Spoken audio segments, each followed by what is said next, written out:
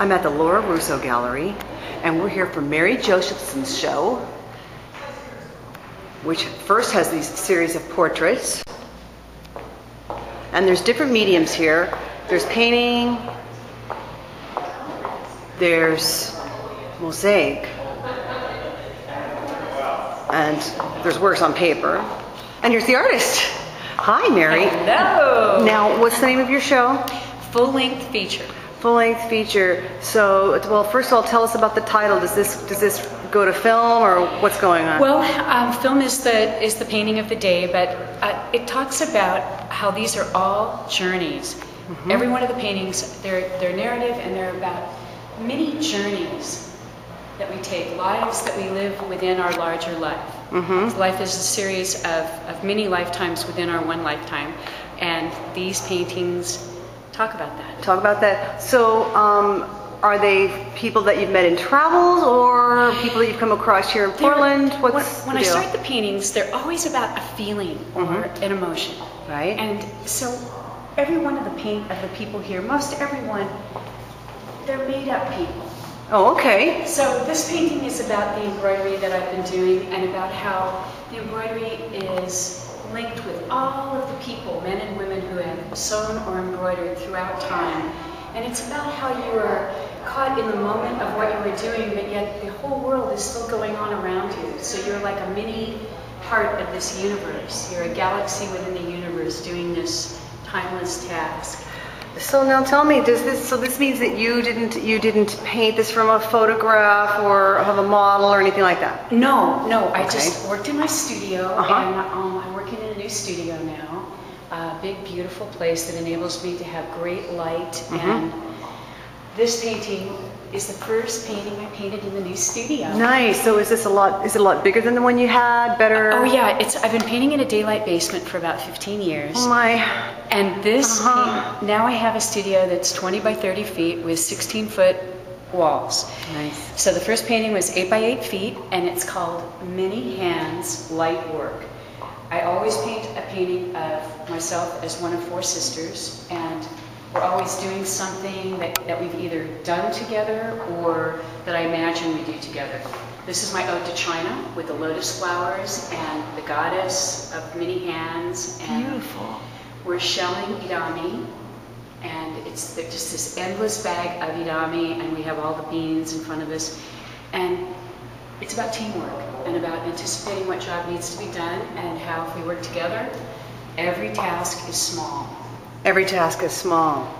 Nice. So now, do you have daily activities though that are based on this kind of thing? I mean, just curious. Are you someone who's also like cooking, sewing? You know, I am. Hands-on. Okay. I'm a woman, part of a large family, and there's always something to do. And I'm very disciplined, so that my whole day is made up of one task after another. Joyful task for me, because I love doing it. But I'll work in the studio literally for 4 hours at a time, take a little break, 4 hours again, and then usually when I'm working on a show, 4 hours again. Right. So 8 or 12 hours of painting, and then I move to the embroidery, and I'll do that for a few hours before I go to sleep.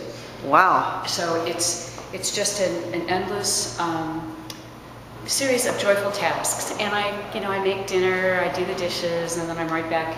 So it's all kind of together for you, though. It's all together. You don't see it as like, okay, I'm artist over here, no, and now I'm like, I don't know, woman of the house over there. No, I'm an artist who makes great salads, makes great dessert, and it's all part of the life of being an artist. Being an artist. Now, can you tell us just a little bit about when you make these mosaics? I'm interested in this because you see, my mom actually did mosaics when I was a little kid. I was surrounded by Venetian glass. She had all this Venetian and Florentine glass. Well, most of this glass is bullseye glass. They have beautiful glass, and I started making the mosaics so that I could make exterior commissions. Right. I do a lot of large-scale public work, and by that I mean 8 by 16 feet, 5 by 40 feet, murals. And Oh, so this was a way for you to kind of get out of, still make your images, but move into a different zone. Move them outside, because most of the public commissions are exterior commissions. And so the paint doesn't last so well? No, or does it really? I think it'll last well if it's under, protected out of the sun and under eaves. But this has no issues that way. No, you can hose it off. A ball can bounce off of it. But I love the vibrant color, and it's like a jigsaw puzzle, putting a puzzle together. I cut all of these by hand from large sheets of glass, and I have as many colors in little dishes as I do paints on my palette. Nice. So I just have them all over the place, so that I never have to use a color I don't want to use. I just grab the color and change to it. So you're getting this all from Bullseye? I got the glass. I'm self-taught with this. I just started doing it, and because I wanted to learn how to do it. And you learned how to cut it and everything yourself? Yep. All of that? Yep, just did it. Because they have some classes, don't they, Bullseye? I don't know. Yep, there are classes at Bullseye. I've never worked there. Right. But I bought their glass at Klein Glass across town, and just buy it in sheets and cut it up, and that's worked really well for me. And I like to explore by myself. I teach myself how to paint. And invent technique. Yes. That's what Robert Henry said. Exactly. He said, invent your technique. That's what this is so much about. Right. And I think it has an authenticity to it, just the exploration, the finding your way, and it doesn't always work out. The surprise that it doesn't always work out the way that you think it's going to. It works out some other way. That turns out to be really great. Yes. So, now tell me a little bit about the frames here, because it looks like, I don't know, maybe you're making those too, or no? Some of them you have, right? Yes, and these frames were inspired by tramp art frames. Last July. What's that? Tramp art and hobo frames were frames that were made out of fruit cartons, fruit crates, and cigar boxes by immigrants, and they trace back. Some of them are hundreds of years old from Europe, and many of them are from the Dust Bowl era of the United States. I had a show last July at Traver Gallery in Seattle, and I used my collection of authentic frames. Now these I designed and had made. Okay. And so they just drew pictures, and I have a great framer, David Reynolds, and he just took off. He's an artist in his own right. I wanted him to be inspired, and I said, now you take these designs, play with them, and make something wonderful. And he did. And so he made these two, and he made the 4 frames that are over there on the paintings. The other mosaics also.